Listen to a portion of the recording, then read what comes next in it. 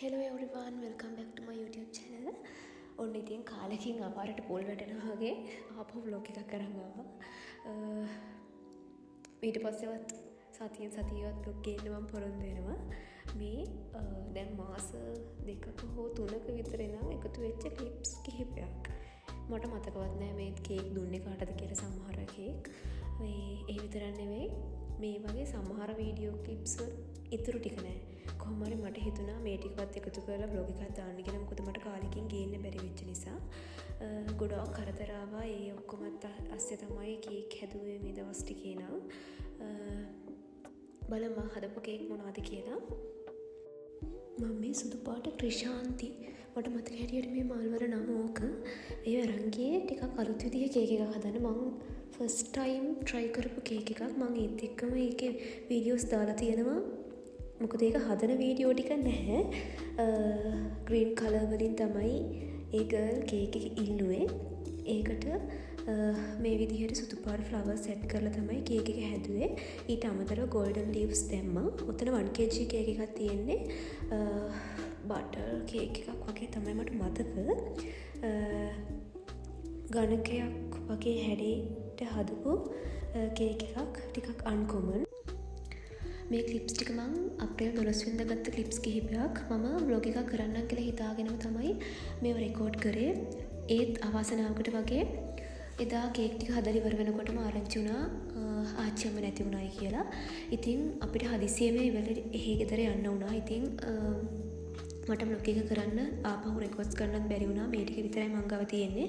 විශේෂයෙන්ම කියන්න ඕනේ දෙයක් තමයි එදා මට ඔඩස් 10ක් වගේ තිබ්බ. මට ඒ 10 එදා දවස් ඇතුළත කම්ප්ලීට් කරගන්න පුළුවන් වුණත් මට සති දෙකක් වගේ ඇතුළත කාලයක ඔඩස් කැන්සල් කරන්න සිද්ධ වුණා. මොකද අපි මෙහෙ ගෙදර නෙවෙයි හිටියේ. ඒ ගෙදර සති දෙකක් වගේ කාලයක් අපි හිටියා.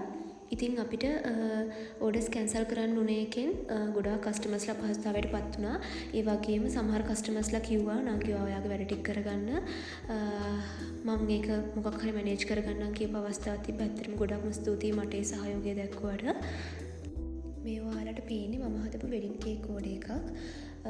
උඩට කේක් යටට ඩමි එකක් එන විදිහට තමයි මේ කේක් එක හදන්න තිබ්බේ. ලොකු අකරතැබ්බයක් මැදින් හදපු කේක් එකක්. මොකද මම ඩමි එක ගන්න ගියයින් පස්සේ කුරියකට දාලා තියෙන්නේ කියලා දවස් දෙකක් ඇතුළත ගන්න පුළුවන් කියලා තිබ්බා. මම කේක් එක හෙටයි කියලා ඩමි එක ගන්න යනකොට කුරියකේ ඇවිත් නැහැ ඩමි එක. අන්තිමේදී මට කරන්න දෙයක් නැති නිසා මම ලොකු රිච් ෆෝම් බෝඩ් එකක් ගෙනල්ලා රවුන්ඩ් කපලා ඩමි එකක් ගෙදර ඉඳන් හැදුවා.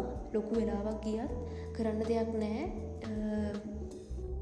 කොහොම හරි එදා පහුවෙන්ද මට 11 වෙනකොට කේක් එක දෙන්න තිබ්බ නිසා මම සාමාන්‍යයෙන් ඩමි එකක සයිස් එක ප්‍රමාණය ඇඳගෙන රිජිෆෝම් රවුම් තට්ටු 6ක් වගේ එකට උඩ අලවලා මම කොහමද ඩමි එක හදාගත්තා. ෂේප් එකේ කොහොම හරි කේක් එක හදාගන්න පුළුවන් වුණා. පාන්දර 1-2 වගේ වෙනකම් මම අන්තිමේදී කේක් එක හැදුවා. මොකද ඩමි එක හදන්න මට ගොඩක් වෙලා ගියපු නිසා.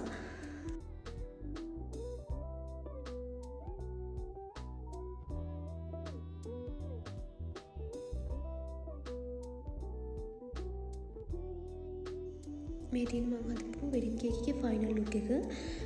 රෙඩ් රෝස් ආටිෆිෂල් ඒවා දාලා තමයි කේක් එක හැදුවේ. උඩට 1 kg යටට ඩමි එක එන විදියට තමයි කේක් එක ඉවර කරේ.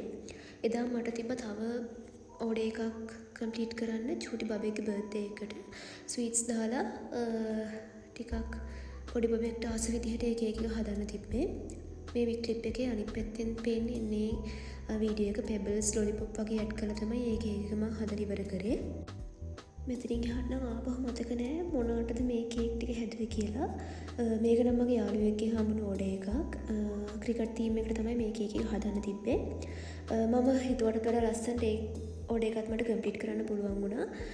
ඒ ග්‍රීන් කලර් දෙක වුණත් ලස්සනට මැච් වෙලා ෆොන්ඩන්ට් වලින් උඩ ටොපර්ස් ටික හදාගෙන මට ගාන්ට් එක ඩිසයින් කරගන්න පුළුවන් වුණා. මේක නම් මතක නෑ කාටද හැදුවේ කියලා. කොහොම හරි ඒකත් 1 kg කේක් එකක්.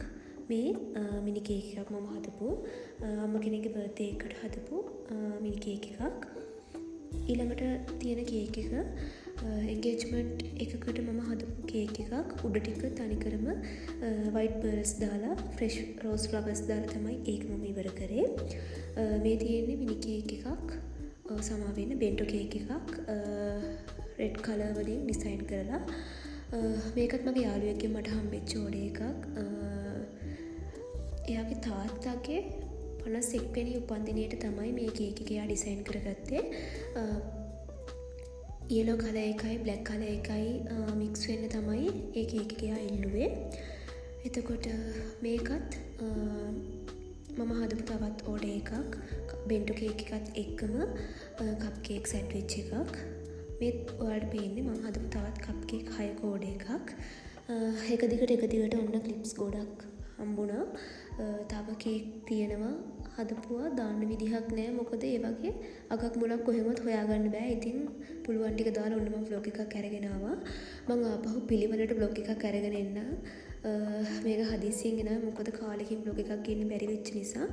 ලයික් කරලා කමෙන්ට් කරලා මට සපෝට් එකක් දෙන්න කියලා ඉල්ලන ගමන් එහෙනම් මම අදට ගිහින් එන්නම්.